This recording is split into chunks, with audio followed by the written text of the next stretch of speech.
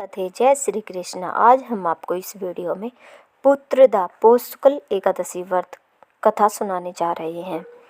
तो चलिए सुनाते हैं। महाराज युधिष्ठिर ने पूछा, हे भगवान, आपने सफला एकादशी का महात्म्य बताकर बड़ी कृपा की है। आप कृपया करके यह बतलाइए कि पौष शुक्ल एकादशी का क्या नाम है, उसकी विधि क्या है और उसमें कौन से देवता का पूजन किया जाता है। भक्त वत्सल भगवान श्री कृष्ण बोले, हे राजन, इस एकादशी का नाम पुत्रदा एकादशी है। इसमें भी नारायण भगवान की पूजा की जाती है। इस चर और अचर संसार में पुत्रदा एकादशी के व्रत के समान दूसरा कोई व्रत नहीं है। इसके पुण्य से मनुष्य तपस्वी, विद्वान और लक्ष्मीवान होता है। इसकी मैं एक कथा कहता हूँ, सो तुम ध्यानपूर्वक सुनो। भद्रावती नामक नगरी में सुकेतुमान नाम का एक राजा राज्य करता था। उसके कोई पुत्र नहीं था। उसकी स्त्री का नाम शैव्या था।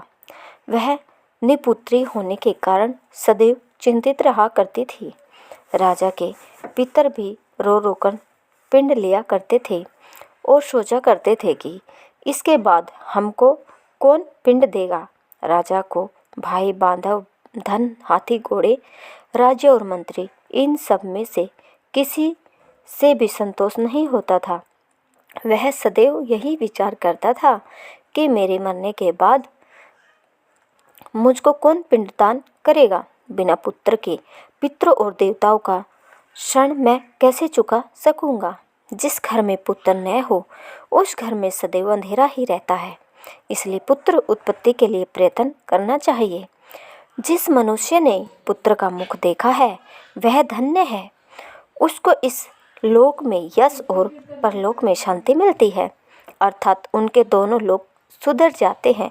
पूर्व जन्म के कर्म से ही इस जन्म में पुत्र, धन आदि प्राप्त होते हैं। राजा इसी प्रकार रात दिन चिंता में लगा रहता था। एक समय तो राजा ने अपने शरीर को त्याग देने का निश्चय किया, परंतु आत्मघात को महान पाप समझकर उसने ऐसा नहीं किया।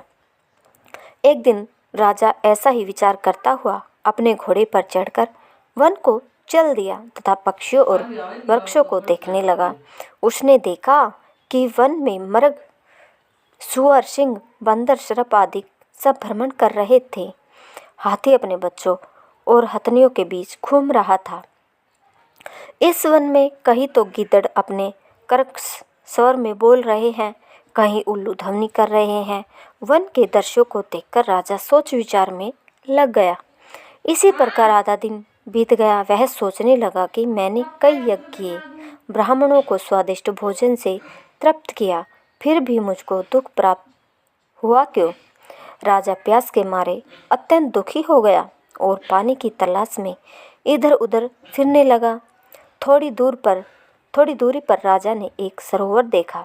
उस सरोवर में कमल खिले थे तथा सारस, हंस, मगरमच्छ आदि विहार कर रहे थे।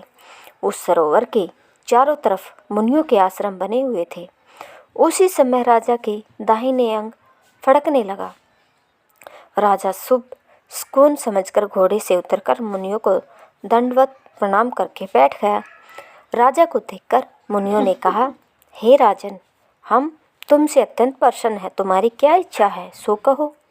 राजा ने पूछा, महाराज, आप कौन हैं और किस लिए यहाँ आए हैं, कृपया करके बताइए। मुनि कहने लगे कि हे राजन, आज संतान देने वाली पुत्रदा एकादशी है। हम लोग विश्वदेव हैं और इस सरोवर में स्नान करने के लिए आए हैं। यह सुनकर राजा कहने लगा कि महाराज, मेरे भी कोई संतान नहीं है। यदि आप मुझ पर प्रसन्न हैं तो एक पुत्र का वरदान दीजिए। मुनि बोले, हे राजन, आज पुत्रदा एकादशी है, आप अवश्य ही इसका व्रत करें। भगवान की कृपा से अवश्य ही आपके घर में पुत्र होगा। मुनि के वचनों को सुनकर राजा ने उसी दिन एकादशी का व्रत किया और द्वादशी को उसका पारण किया। इसके पश्चात मुनियों को प्रणाम करके महल में वापस आ गया। कुछ समय बीतने के बाद रानी ने गर्भ धारण किया और 9 महीने के पश्चात उनके एक पुत्र हुआ। वह राजकुमार अत्यंत शूरवीर, यशस्वी और प्रजापालक हुआ। श्री कृष्ण जी बोले, हे राजन, पुत्र की प्राप्ति के लिए पुत्रदा एकादशी का व्रत करना चाहिए। जो मनुष्य इस महात्म्य को पढ़ता या सुनता है उसे अंत में स्वर्ग की प्राप्ति होती है। अगर आपको हमारी यह वीडियो पसंद आई तो प्लीज़ कमेंट में ज़रूर बताएं और हमारे चैनल को लाइक सब्सक्राइब ज़रूर करें। धन्यवाद।